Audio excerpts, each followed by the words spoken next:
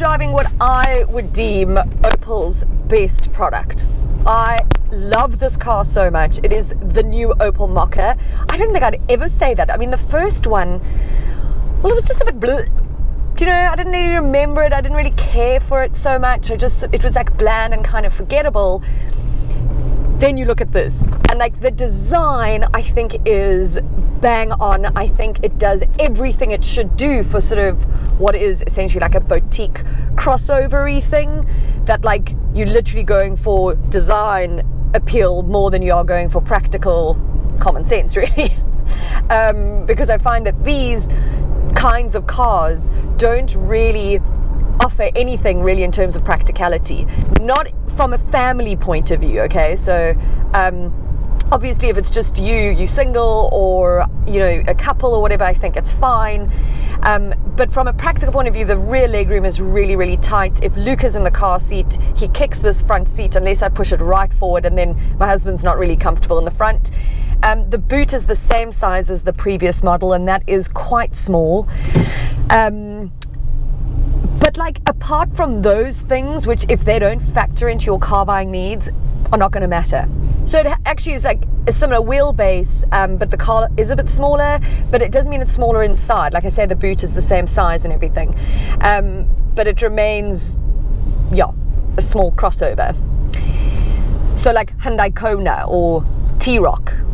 Oh, I've got some fluff on my ring. Did I just say I've got fluff on my ring? Oh, that is funny.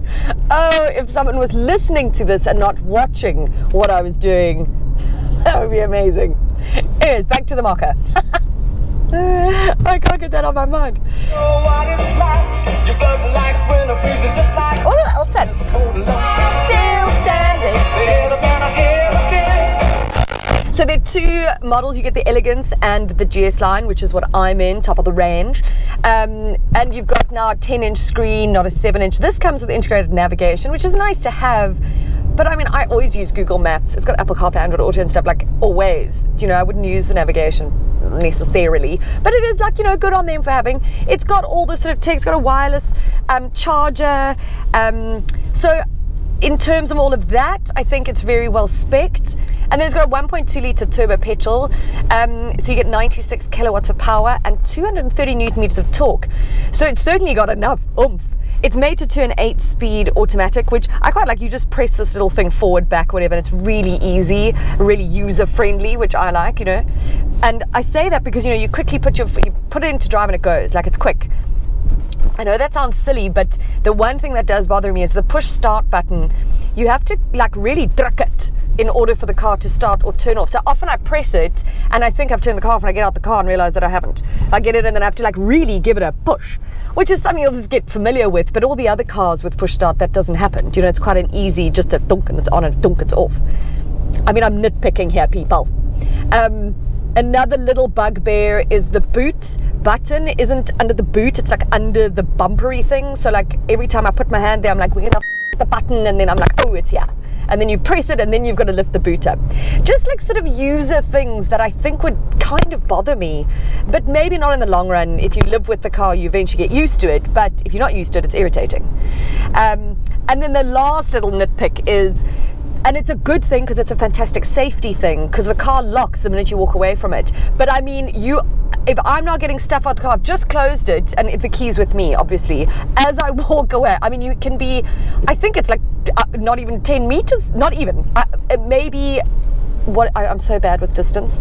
So like, if you took 2 steps away from the car, it locks. So I'm constantly unlocking if I'm offloading and everything. And in South Africa, you do, unless you're in a garage or something, you do have to lock the car between, you know, pickups and drop-offs and stuff like that. But it is a good thing. It's just, yeah, but I'm spitting a lot. I think I can see it because of the sun. Sorry about the sun. It's probably not looking great. I'm still standing. I'm still standing. Fuel consumption is claimed at 6.1. I think you're going to look at seeing more.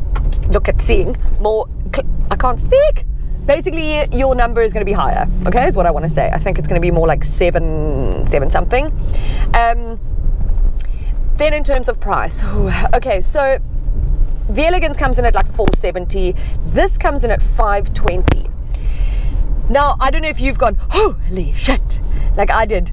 I get it, like it's not priced out of its sort of segment, you know, like the T-Rock and whatever. But for me, I don't know if I would spend R500,000 on a car when I can spend that money and get more car for my money. And this is just taste and preferences and needs, okay? So you can get a Chery Tiggo Pro 8, which is a 7-seater car for that kind of money. You could get a Kia Sportage for that kind of money. So far more spacious, okay?